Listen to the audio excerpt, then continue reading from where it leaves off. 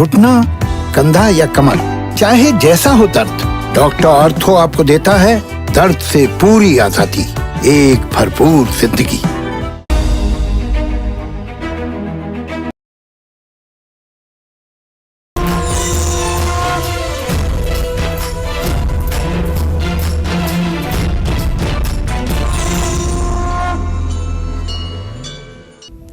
नमस्कार, आप देख रहे हैं काल चक्र। मैं हूं आपके साथ रोमिता तिवारी और मेरे साथ हैं प्रश्न कुंडली विशेषज्ञ पंडित सुरेश पांडे जी। पंडित जी, बहुत स्वागत है आपका कार्यक्रम में।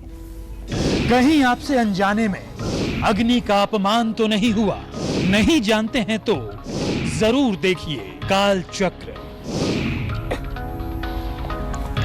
जी हाँ, सुबह की पूजा से लेकर रात के भोजन तक हम अग्नि का इस्तेमाल करते हैं। छोटे से हवन से लेकर शादी जैसे बड़े मांगलिक कार्यों में भी हम अग्नि द्वारा ही देवताओं की पूजा करते हैं।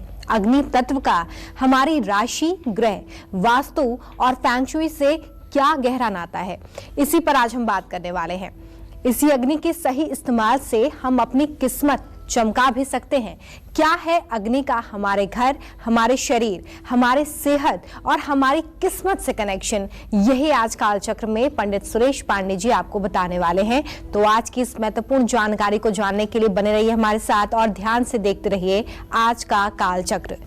आज हम काल चक्र में अग्नि से आपकी किस्मत के कनेक्शन के बारे में बात करने वाले हैं। तो चलिए चर्चा की शुरुआत करते हुए सबसे पहले पंडित जी से अग्नि के महत्व और महिमा के बारे में जानते हैं। पंडित जी, बताइए कि अग्नि का शास्त्रों में क्या महत्व बताया गया है? अग्नि के महत्व के बारे में तो बिना अग्नि के तो कोई कल्पना ही नहीं हो सकती है जी। जिस तरह से हमें जीने के लिए पवन देव की आवश्यकता है, जो हम प्राणवायु से अपना जीवन चलाते हैं, उसी तरह से वरुण देव की आवश्यकता है, जिस जल से हमारा जीवन होता है। उसी तरह से अग्निदेव, ये अग्नि के स्वामी हैं। और ये अग्नि 3 प्रकार की होती है। अच्छा। पहली अग्नि होती है दावाग्नि, जो जलाकर पूरे संसार को नष्ट कर दे, वो होती है दावाग्नि। दूसरी होती है बड़वाग्नि, जो समुद्र में रहती है और समुद्र के स्तर को हर समय मेंटेन करके रखती है। चाहे जितनी नदियों का पानी समुद्र में चला जाए, लेकिन समुद्र में उफान और बाढ़ नहीं आएगा। उसको कहते हैं बड़वाग्नि, बड़वा नल भी कहते हैं। और तीसरी जो अग्नि है वो हमारे नेवल के नीचे, नाभि के नीचे है, जिसका नाम है जठराग्नि। यहाँ जब कोई चीज हम खाते हैं तो वो 98.4 पर उसका जो टेम्परेचर होता है वो सबको डाइजेस्ट कर देती है, वो जठराग्नि है। और जिन लोगों की ये जठराग्नि मंद है, वो लोग हर समय पेट के रोगी रहते हैं, उनको आलस से बहुत आती है, उनको नींद नहीं आती है, किसी काम को ठीक से कर नहीं पाते हैं। तो कहने का आशय, अग्नि शरीर के अंदर भी मौजूद है। देखिए, अग्नि पृथ्वी पर सूर्य का प्रतिनिधित्व करता है। सूर्य जगत की आत्मा और भगवान श्री हरि विष्णु के साक्षात स्वरूप हैं। ऐसे में अग्नि का बहुत महत्व है। अग्नि के सामने फेरे लेने का अर्थ है परमात्मा के सामने फेरे लेना। जानते हैं, विष्णु वैश्वानरः साक्षी ब्राह्मण ज्ञाति बांधवा। हाँ, मतलब ब्राह्मण, अपनी जाति के लोग, भाई बंधु। पंचमम ध्रुव आलोक्यम, अग्नि देवता और ध्रुव तारा, ये 5 किसी भी विवाह के विटनेस होते हैं, गवाह होते हैं, जिसमें अग्नि प्रमुख गवाह है। तो अग्नि के चारों तरफ 7 फेरे लेना पापों को जलाकर नष्ट कर देता है। ऐसे में जीवन में हर महत्वपूर्ण कार्य की शुरुआत अग्नि के सामने ही होती है। पुराणों में 10 दिशाओं के 10 दिक्पाल, जो रक्षक माने जाते हैं, उनकी कल्पना की गई है। इनमें दक्षिण पूर्व यानी अग्निकोण के रक्षक अग्निदेव स्वतः हैं। इसलिए कई जगह अग्निदेव की प्रतिमा मंदिर के दक्षिण पूर्वी अर्थात अग्निकोण में स्थापित की जाती है।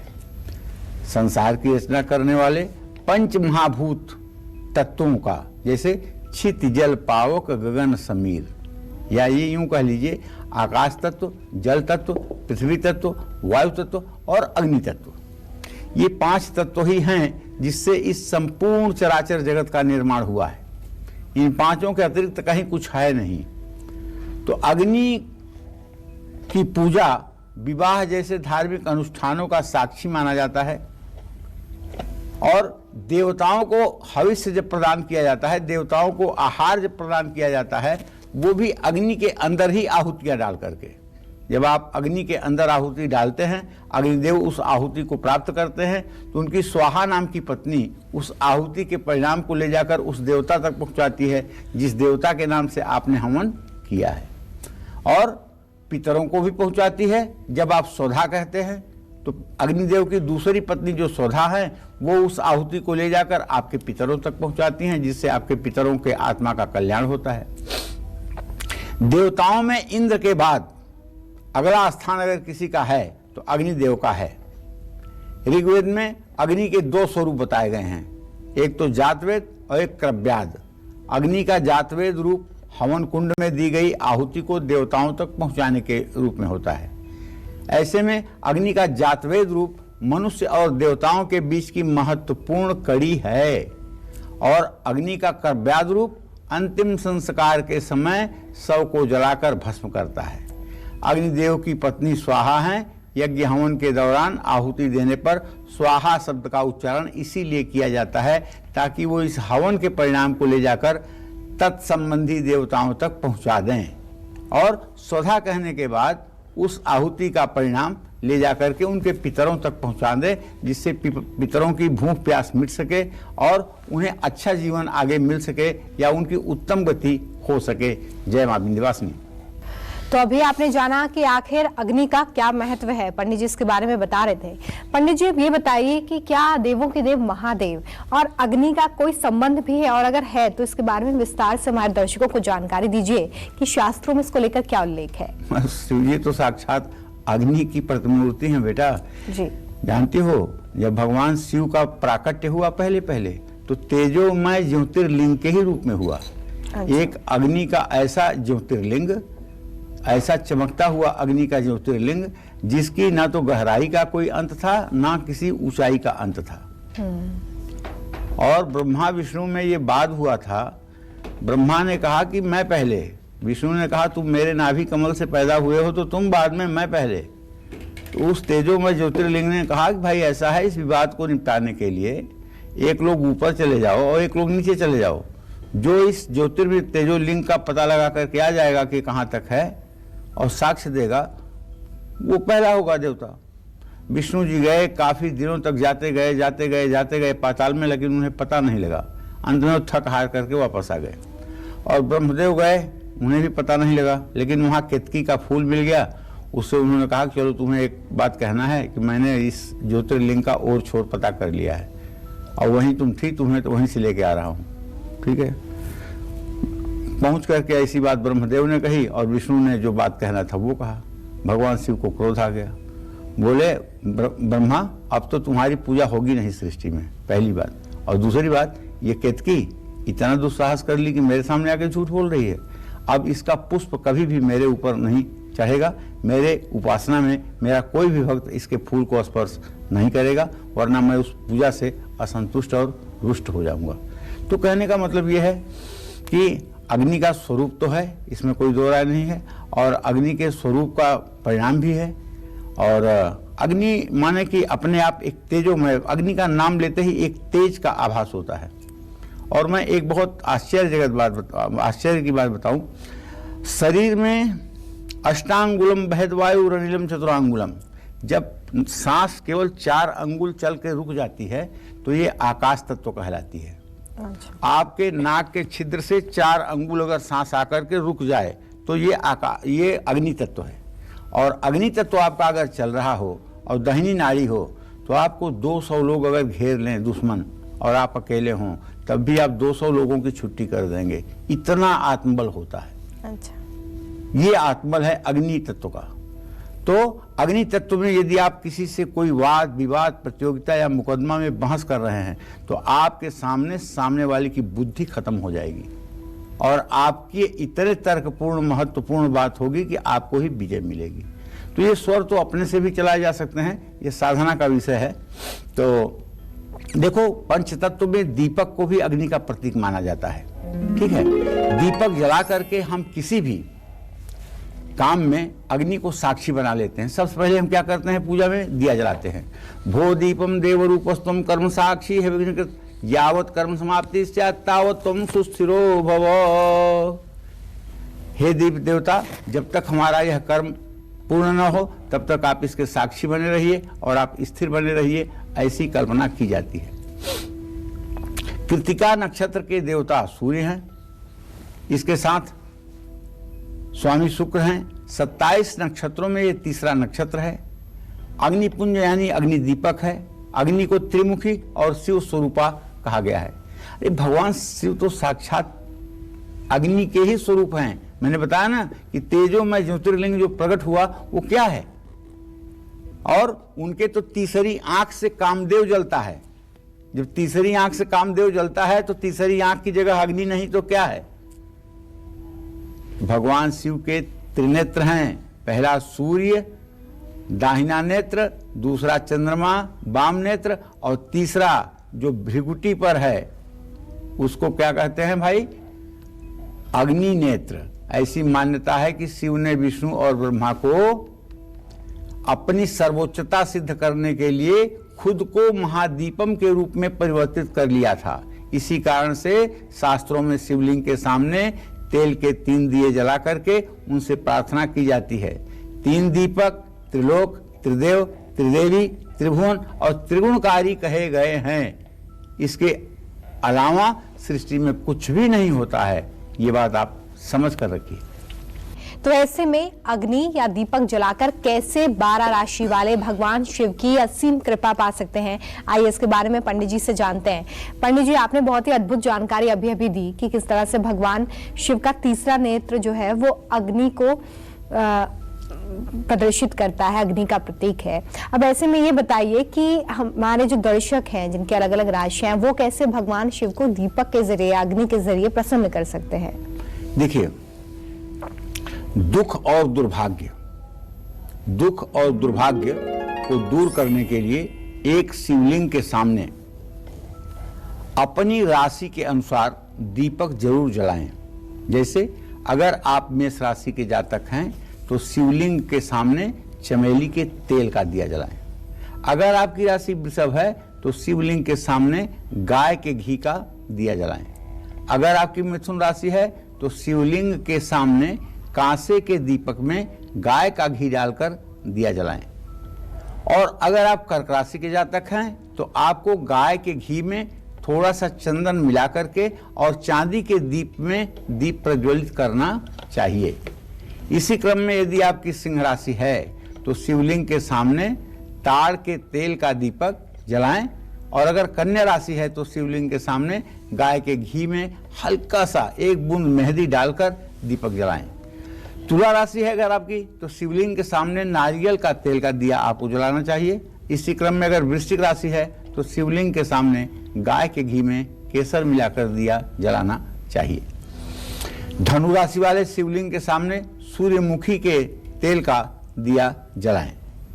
मकर राशि के जातक शिवलिंग के सामने तिल के तेल का दिया जलाएं। इसी क्रम में कुंभ राशि के जो जातक हैं उन्हें शिवलिंग के सामने सरसों के तेल का दिया जलाना चाहिए। मीन राशि वाले शिवलिंग के सामने गाय के घी में केसर मिला करके उसका दीपक बना करके उसे जलाएं। इससे मनोकामना पूरी होगी। जय मां विंध्यवासिनी।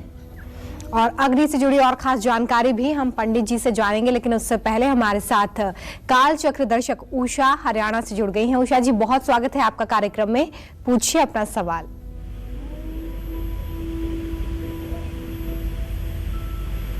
उषा जी, आप तक आवाज पहुंच रही है? चलिए, एक और हमारे दर्शक हैं प्रणव हमारे साथ जुड़ गए। प्रणव जी, बहुत स्वागत है आपका कार्यक्रम में, पूछिए पंडित जी से अपना सवाल। जी पंडित जी नमस्कार।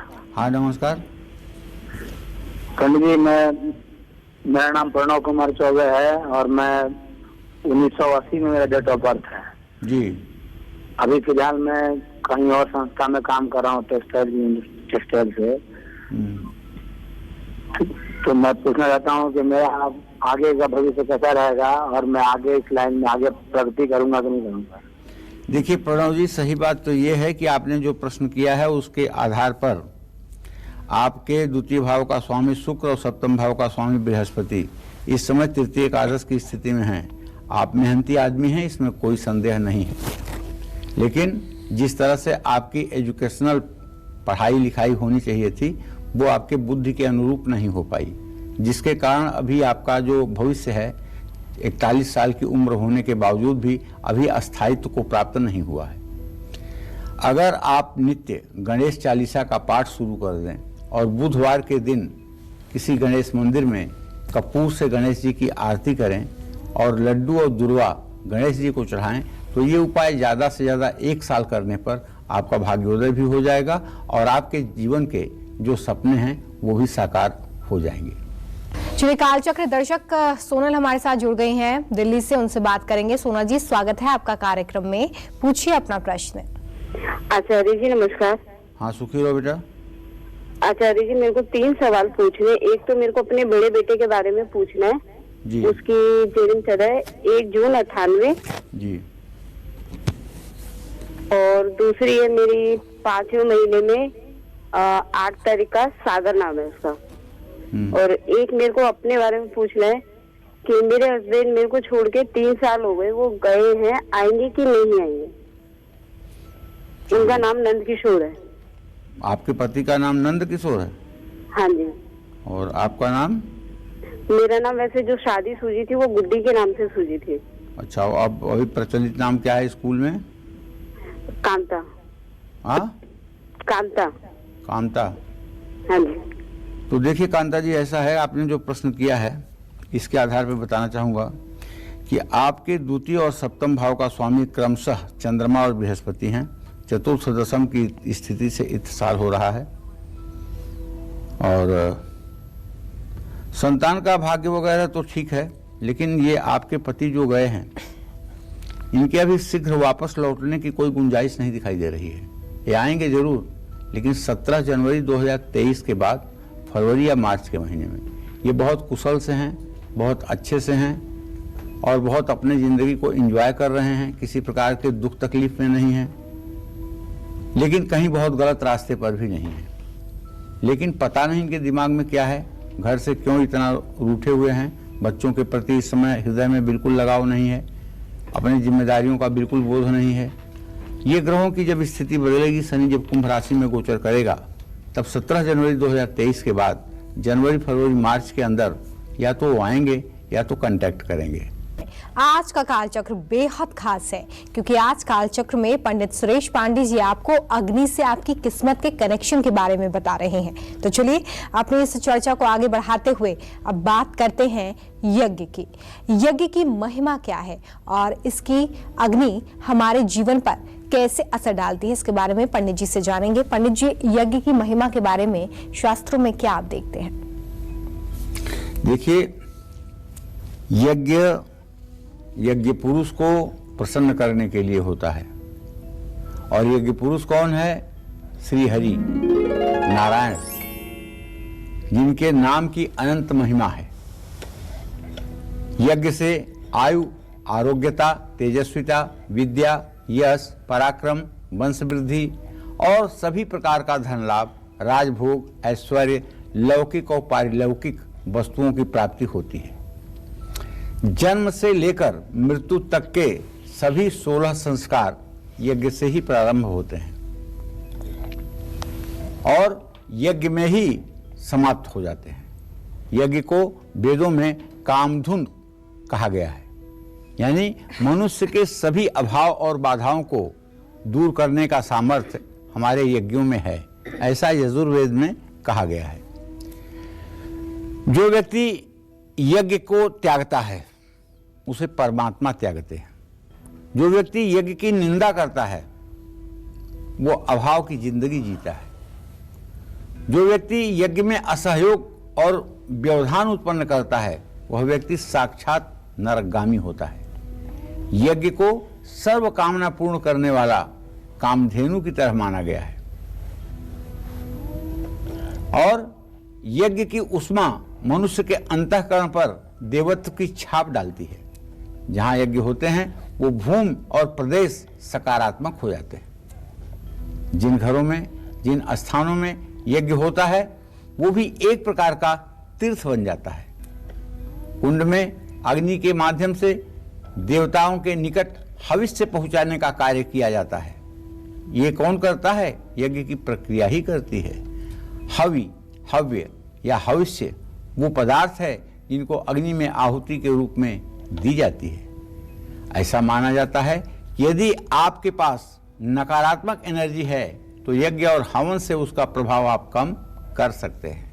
अगर आप नियमित रूप से डिप्रेशन के शिकार हो रहे हैं और दवाइयां खाने के बाद भी डिप्रेशन आपका दूर नहीं हो रहा है तो एक उपाय मेरा एक बार आप करके देखिए।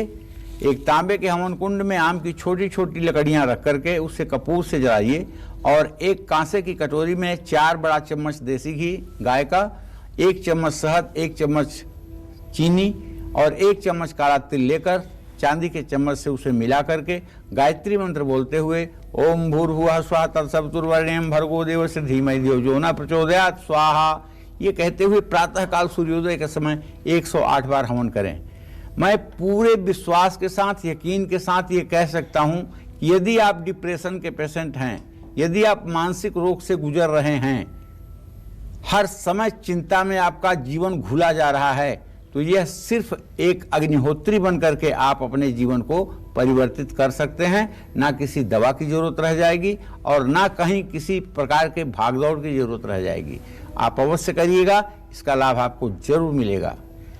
जानते हैं, वैसे तो लकड़ी जलने पर दुर्गंध आती है, लेकिन लकड़ी यज्ञ के लिए जब उत्तम लकड़ी की बात की जाती है तो पलाश की, समी की, पीपल की, गूलर की, बट की, आम की और बेल की, ये लकड़ियां जो है समिधा के रूप में प्रयुक्त की जाती हैं।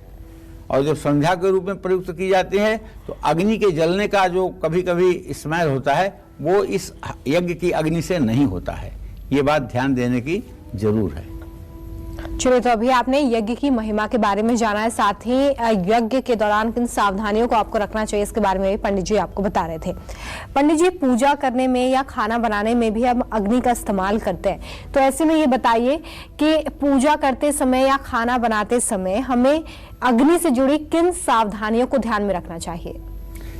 देखिए, आप इसको चाहे इस रूप से लीजिए लौकिक व्यवहार में कि चावल, दाल, रोटी, सब्जी बनाने के लिए अग्नि की जरूरत है, चाहे इसे आध्यात्मिक रूप में लीजिए कि अपने जीवन को लेकर के सारी पॉजिटिविटी का निर्माण करना है मन रूपी किचन में, तो दोनों में अग्नि का ही महत्व है।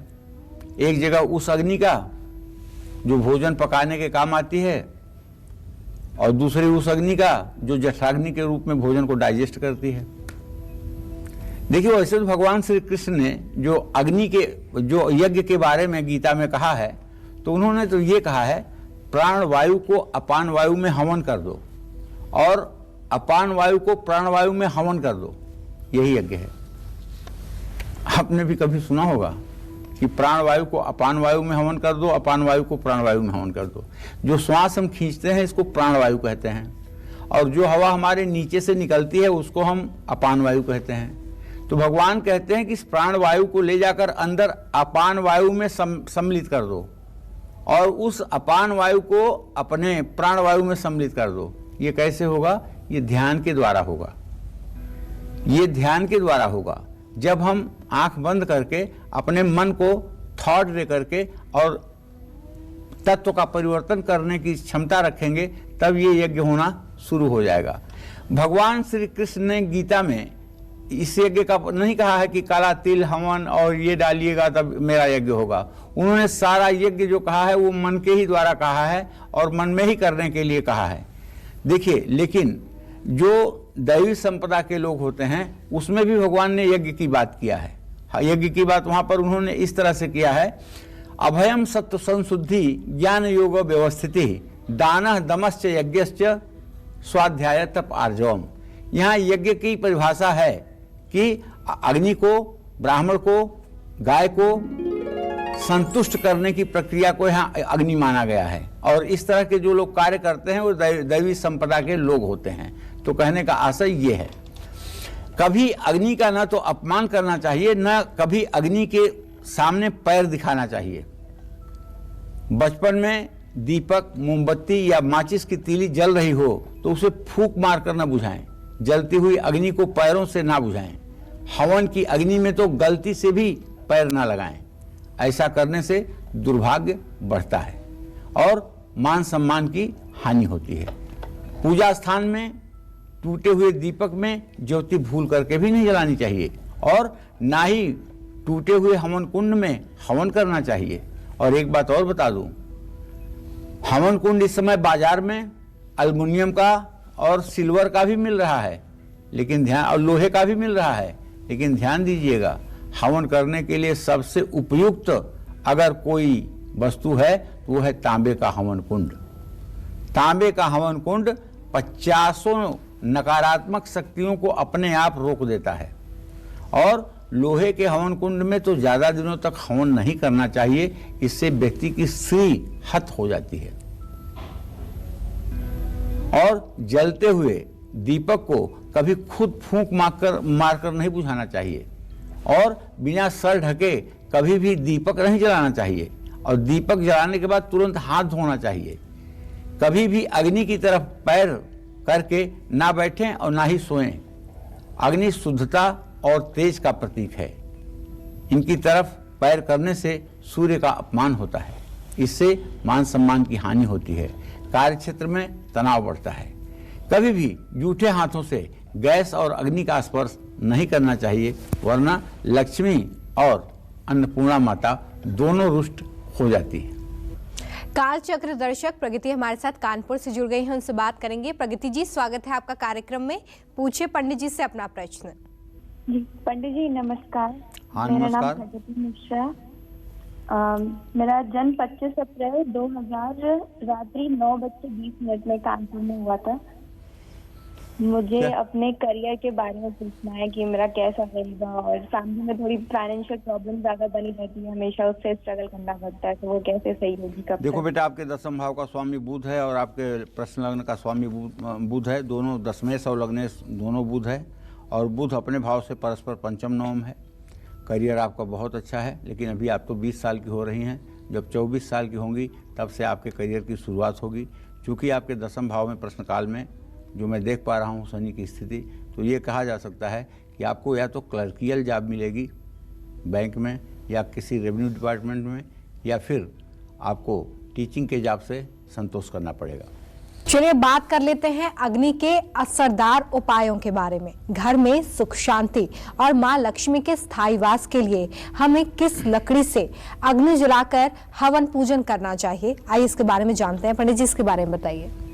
देखिए, अब हम अग्नि के उन उपायों के बारे में बताएंगे जिन्हें आप सहजता से करके अपने जीवन का जो प्रारंभ है उसे बदल सकते हैं। अगर आप घर में सुख शांति अमन चैन चाहते हैं तो सुबह हवन कुंड में आम की संध्या माने आम की छोटी छोटी लकड़ियां रख करके कपूर के साथ उसे जला दें। हवन सामग्री में बराबर मात्रा में गूगल मिलाएं। इस हवन सामग्री से 27 बार अग्नि में आहुति दें। ये प्रयोग सप्ताह में एक दिन जरूर करें। आपके घर में सुख शांति बनी रहेगी। आप नियमित रूप से धन चाहते हैं तो शाम के समय हवन कुंड में गूलर की संध्या रखकर अग्नि जलाएं। चावल, चीनी, दूध, घी, खीर बनाएं। इसी खीर को अग्नि में 27 बार समर्पित करें। ये प्रयोग सप्ताह में एक बार जरूर करें। और एक बात जान लीजिए कि अग्नि जो है ये सब चीजों को पवित्र करने की क्षमता रखता है। सोने को अग्नि पवित्र करता है, संसार को अग्नि पवित्र करता है, और जो भी चीजें इस संसार में अपवित्र हैं अगर वो अग्नि के संसर्ग में आ जाती हैं तो वो तुरंत पवित्र बन जाती हैं। तो इसलिए अग्नि का अपने आप में बहुत ज्यादा महत्व है और अग्नि का सम्मान, अग्नि को कहीं तिरस्कार या अल्पज्ञता के कारण अपमान नहीं करना चाहिए। और लगातार अगर आपका कर्ज बढ़ता जा रहा है या फिर शादी में देरी हो रही है तो अग्नि से जुड़ी कौन सी खास जानकारी, कौन सा खास उपाय है जो आपको करना चाहिए, इसके बारे में भी पंडित जी से जानेंगे। लेकिन उससे पहले काल चक्र दर्शक सलोनी हमारे साथ जुड़ गई, उनसे बात करेंगे। सलोनी जी, स्वागत है आपका कार्यक्रम में, पूछिए अपना प्रश्न। नमस्ते पंडित जी। हाँ, सदा सुखी रहिए। मेरे डेट ऑफ बर्थ 8 अक्टूबर 1996 है और जी। सलोनी और गुड़िया दोनों मेरे नाम। तो मुझे क्या जानना चाहते हो? मुझे अपनी नौकरी के बारे में पूछना है और शादी के बारे में पूछना है कि आगे का फ्यूचर कैसा चलिए, रहेगा। मैं बताऊंगा कि नौकरी तो आपके पास अभी भी होनी चाहिए और नौकरी का फ्यूचर भी आपके ठीक होना चाहिए। जहाँ तक विवाह का प्रश्न है, मंगल और शुक्र की स्थिति द्वितीय द्वादस्थ है। आपका शुक्र ग्रह मजबूत नहीं है, जिसके कारण 26 साल की उम्र होने पर भी अभी विवाह की कोई सार्थक बातचीत नहीं चल पा रही है। आपको चाहिए कि आप बृहस्पतिवार के दिन केले के पेड़ में जल और हल्दी डालें और कात्यायनी मंत्र का 10 माला जप रोज करें। ओम क्लीम कात्यायनी महामाये महायोगिनीधीश्वरी नंद गोपसुतम देवी पतिम मे कुरुते नमः। इस मंत्र का 10 माला जप कमल गट्टे की माला पर सुबह शाम करने पर 21 दिन ऐसा करने पर 41,000 मंत्र जप हो जाता है। किसी ब्राह्मण को बुलाकर हवन करा के खीर पूरी खिला दीजिए, आपका यज्ञ पूरा हो जाएगा और आपको चिरंजीवी दीर्घायु वर की प्राप्ति भी हो जाएगी। चलिए अब ये जानते हैं कि अगर लगातार आप कर्ज से परेशान हैं या फिर शादी में देरी हो रही है तो अग्नि से जुड़ी कौन सी वो खास जानकारी है जो आपके लिए जानना जरूरी है। कौन से खास उपाय हैं पंडित जी जो ऐसे दर्शक कर सकते हैं जो कर्ज से परेशान हैं या जिन लोगों की शादी में लगातार देरी हो रही है? देखो, कहीं कहीं जब बड़े यज्ञ होते हैं तो अग्नि को लेकर के बहुत चमत्कार दिखाए जाते हैं। जैसे मैं आपको एक बात बताऊं कि अग्नि की जो हमारे यहाँ प्रकट करने की प्रचलित प्रथा है वो है अरणि मंथन। अरणि क्या होती है? अरणि होती है एक ऐसे पीपल के पेड़ की लकड़ी जिसमें छोटा सा गड्ढा बना दिया जाता है और समी के लकड़ी का एक गुटका ऊपर से रख करके और उसको रस्सी से खींचा जाता है। दोनों के घर्षण से आग निकलती है और उसी आग को हवन कुंड में डाल करके और उसी आग से संपूर्ण कार्य किए जाते हैं। ये तो रहा सचमुच में अग्नि प्रकट करने की बात। और जब अग्नि प्रकट होने लगती है तो ब्राह्मण लोग उस समय उतना जोश में वेदोच्चार करते हैं कि रस्सी को खींचने वाले के अंदर भी ताकत आ जाती है और पहले दूसरे व्यक्ति से अग्नि प्रकट भी नहीं हो पाती है। 2-4 लोगों को प्रयास करना पड़ता है। और आपको बताऊं कि मुश्किल तो हम लोगों के सामने तब होती है जब ठंड का समय हो, 3 डिग्री 4 डिग्री का टेम्परेचर हो और उस समय अग्नि प्रकट करने के लिए तो दूसरे दिन अग्नि प्रकट करना होता है। सुबह से ही भगवान को प्रार्थना करते हैं कि आज इज्जत बचाइएगा, कहीं ऐसी न हो कि अग्नि प्राकट्य के लिए हजारों के रूप में जनता आ जाए और अग्नि प्रकट ही न हो, माचिस का सहारा लेना पड़े। तो आज प्रभु लाज रखिएगा, तो लाज रख लेते हैं, ऐसा नहीं है। लेकिन ये मतलब कि अग्नि प्रकट। अच्छा, एक चीज और अभी हमने देखा है, व्हाट्सएप और यूट्यूब पे देखा है, एक सज्जन हैं और वो मतलब कि आम की लकड़ियां रख करके और हाथ में जल लेकर के और कुछ मंत्र बोल करके और पानी का छींटा मारते हैं आम की लकड़ी पर और वो जल जाता है। तो लोग बड़ा आश्चर्यचकित होते हैं कि तो पंडित जी ने मंत्र के बल से मतलब कि अग्नि प्रकट कर दिया, वाह ये तो बहुत बड़े हैं। तो ऐसी घटना एक बार घटी थी 15 साल पहले, जब मैं उस समय गांव में रहता था। तो मुझे पता था कि ये कैसे होता है। ग्लिसरीन एक ऐसी चीज है जिसको अगर आप लकड़ी पर डाल दीजिए तो देखने में घी जैसा ही लगता है और उसके बाद उसमें पानी का छींटा मारिए तो आग की तरह जल जाएगा। ये मतलब कि आडंबर करके लोग पता नहीं क्या अपने को सिद्ध करना चाहते हैं, दूसरे को आंखों में धूल झोंक करके पता नहीं कौन सा चमत्कार लोग सिद्ध करना चाहते हैं। भगवान जाने उनकी बुद्धि उन्हें काम करे, लेकिन चमत्कार के पीछे मत जाइए। जो सिस्टमेटिक है, जो साधना पूर्वक होती है, उसी के रूप में जाइए। और हर समय यज्ञ के लिए अग्नि अरण्य मंथन से प्राप्त की जाती है या माचिस से प्राप्त की जाती है, ये बात समझ करके रखिए। और अगर कोई पानी छिड़क करके अग्नि ला रहा है तो आप समझ लीजिए कि कहीं इसमें दाल में काला है। कर्ज से मुक्ति के लिए शाम के समय खैर की लकड़ी में हवन कुंड करिए, हवन कुंड में डाल करके हवन जलाइए। हवन सामग्री में बराबर मात्रा में गुड़ मिलाइए। इस हवन सामग्री को अग्नि में 27 बार अर्पित करें। ये प्रयोग 14 दिनों में एक बार जरूर करें, आपको कर्ज से जल्दी मुक्ति मिल जाएगी। शादी में अगर देरी हो रही है तो सुबह हवन कुंड में पीपल की लकड़ी रखकर जलाएं। इसमें पीली सरसों से उतनी बार आहुति दें जितनी आपकी उम्र है।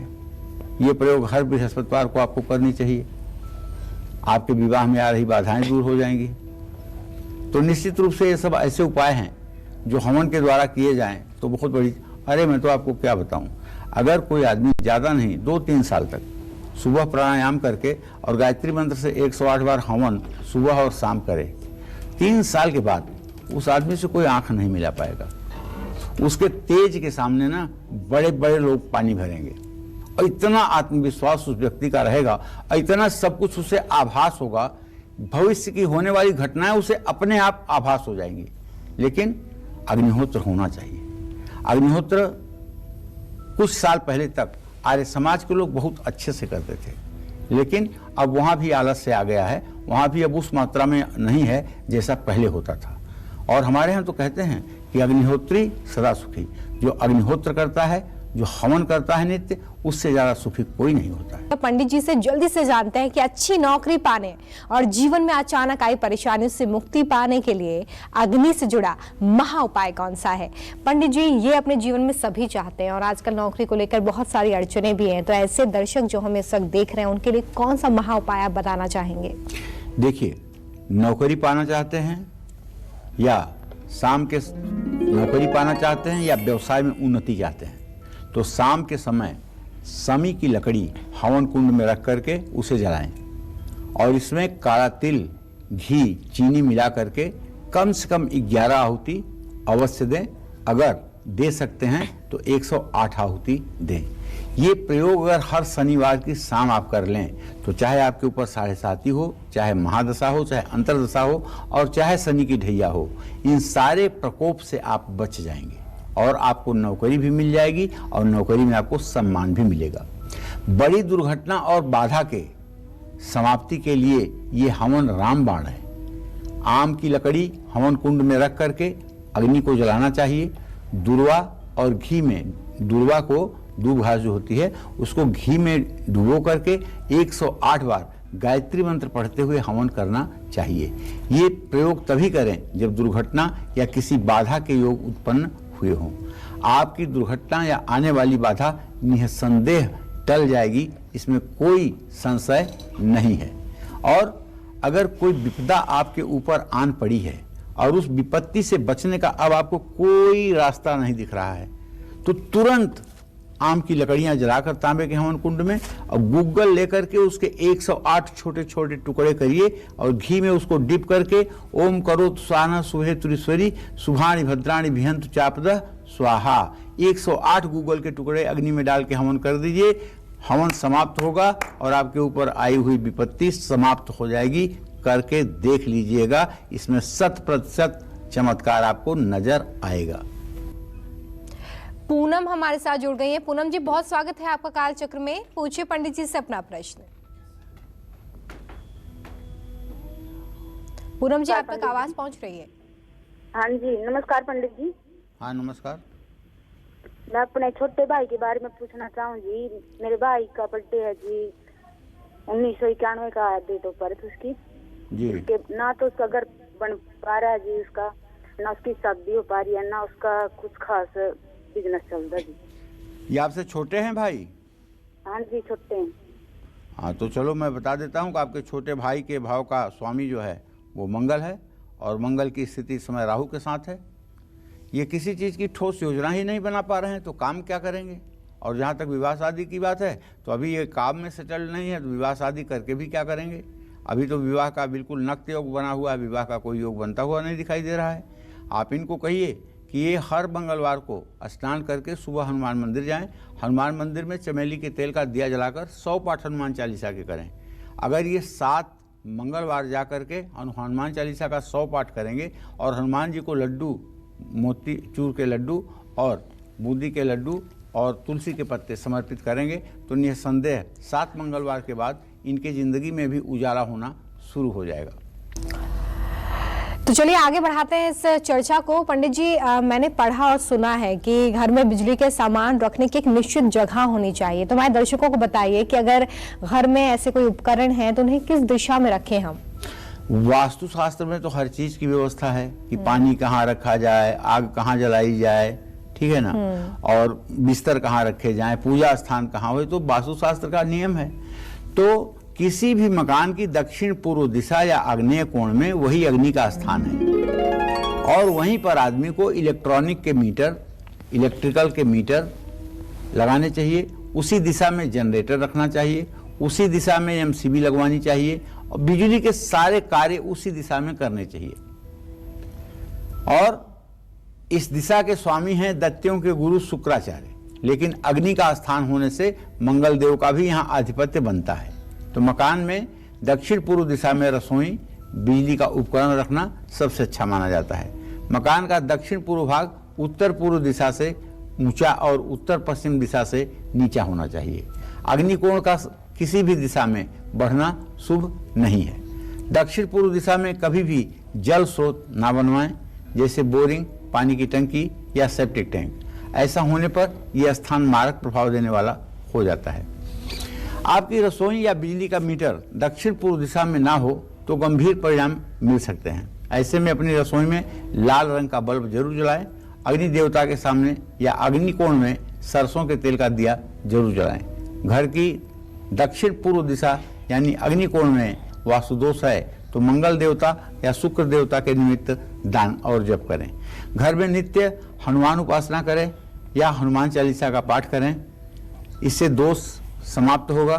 अग्निकोण में दक्षिण पूर्व दिशा का स्वामी शुक्र है, ऐसे में दाम्पत्य संबंधों का कारक भी है ये। ऐसे में इस दिशा के दोष को दूर करने के लिए महिलाओं को सुहाग सामग्री दान करनी चाहिए। ऋग्वेद में कहा गया है कि अग्निदेव की पवित्र स्तुति से भी विशेष लाभ मिलता है। घर की दक्षिण पूर्व दिशा में भगवान गणेश की मूर्ति या तस्वीर लगाने से भी दोष दूर होता है। हर दिन गाय की रोटी में घी लगाकर गुड़ के साथ गाय को खिलाने से भी अग्निदोष से मुक्ति मिल जाती है। जय मां विंध्यवासिनी। कालचक्र दर्शक गजेंद्र हमारे साथ काशीपुर से जुड़ गए हैं। बहुत स्वागत है गजेंद्र जी आपका, आप पूछिए अपना प्रश्न।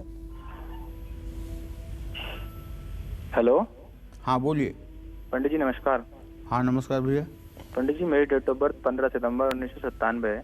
मैं अपने भाग्य के बारे में पूछना चाहता हूँ आगे अपने भाग्य के बारे में पूछना चाहता हूँ। चलिए गजेंद्र जी, मैं आपको बता दूं, आप भाग्य के बारे में जानना चाहते हैं तो आपके भाग्य का स्वामी जो है मंगल है और वो शनि के साथ परस्पर इस समय पंचम नवम की स्थिति में है। आगे आने वाला समय आपका ठीक है, बिल्कुल चिंता मत करिए। बस शनिवार के दिन पीपल के पेड़ के नीचे सरसों के तेल का दिया जलाते रहिए। हमारी सेहत और अग्नि के बीच क्या संबंध है, आइए इसके बारे में ही पंडित जी से जान लेते हैं। पंडित जी, हमारी हेल्थ और अग्नि के बीच में आप क्या कनेक्शन देखते हैं? बहुत बड़ा संबंध है अग्नि का और शरीर से, बहुत बड़ा संबंध है। आप अग्नि से ही जल की उत्पत्ति भी मानी गई है और हमारे शरीर में अग्नि ऊर्जा के रूप में विद्यमान है। इस अग्नि के कारण ही हमारा शरीर चलायमान होता है। अग्नि तत्व ऊर्जा, उष्मा, शक्ति और ताप का भी प्रतीक है। कभी आपने सोचा कि हमारे पूरे शरीर का टेम्परेचर 98.4 ही क्यों रहता है? ये घटता बढ़ता क्यों नहीं कि हाथ में ज्यादा हो जाए, पेट में कम हो जाए, पैर में ज्यादा हो जाए, सब जगह बराबर ही कैसे रहता है? क्या भगवान ने ऑटोमेटिक प्लांट लगाया हुआ है? तो जब इस बात को आप गंभीरता से सोचेंगे तब आप समझ पाएंगे कि ये शरीर के अंदर रहने वाली जो जठराग्नि है वो कैसे सारी चीजों को मैनेज करती है। हमारे शरीर में जितनी भी गर्माहट है वो सब अग्नि तत्व का प्रतीक है। यहाँ अग्नि तत्व भोजन को पचा करके शरीर को निरोगी रखता है।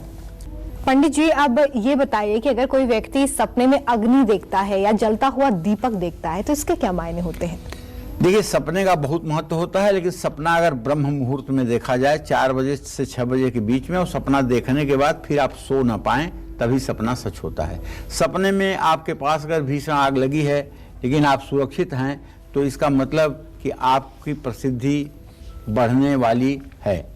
ये बहुत बड़ी बात है और आप जल्दी कहीं से पैसे पाएंगे। आपके तनाव का अंत होने वाला दिखाई दे रहा है। सपने में जलता हुआ दीपक दिखाई दे तो आपकी उम्र बढ़ सकती है, आपका भाग्य जागने वाला है और माँ लक्ष्मी की कृपा से आपके घर में सुख समृद्धि का वास रहेगा। सपने में अपना घर आग में जलते देखने का भी कोई शुभ संकेत है। इसका मतलब है कि अविवाहित लोगों को जल्दी शुभ समाचार मिलने वाला है। जो लोग संतान सुख के इच्छुक हैं उनकी कामना पूरी हो सकती है। सपने में आप खुद को आग में जलते देखें या जलती हुई आग से बाहर आते देखें, इसका अर्थ है कि आपके शरीर में पित्त बढ़ा हुआ है और पित्त शरीर में रोग दे सकता है। सपने में कारोबार या दुकान जलते हुए दिखे तो समझ लीजिएगा कि आपको कारोबार में शुभ परिणाम मिलने वाला है। लेकिन कारोबार या दुकान जलकर राख हुआ अगर दिखाई दे तो ये बहुत बुरा संकेत है। ऐसे में अपने काम को लेकर लापरवाही न बरतें और दूसरों के भरोसे न रहें। सपने में आप खुद को आग को बुझाता देखें तो ये संकेत है कि आपके रिश्तों में दूरी आ सकती है। ऐसी स्थिति में खुद पर नियंत्रण रखें और सोच समझकर बातचीत करें। जय मां विंध्यवासिनी। तो अग्नि से जुड़ी बेहद खास जानकारी आज पंडित जी ने आपको दी है। पंडित जी बहुत शुक्रिया इतनी अच्छी जानकारी देने के लिए। उम्मीद करते हैं कि आपको आज का हमारा विषय पसंद आया होगा। कल फिर एक नए विषय और आपकी परेशानियों को दूर करने के लिए ढेरों उपाय लेकर हम आएंगे पंडित सुरेश पांडे जी के साथ। तब तक के लिए कालचक्र की पूरी टीम को दीजिए इजाजत। देश और दुनिया की खबरें लगातार जारी हैं, देखते रहिए न्यूज़ 24। खास जड़ी बूटियों से बना पेट सफा आयुर्वेदिक चूर्ण आज ही ले आएं। पेट सफा पहली रात से ही असर दिखाता है और इसकी आदत भी नहीं पड़ती। पेट सफा हर रोग दफा।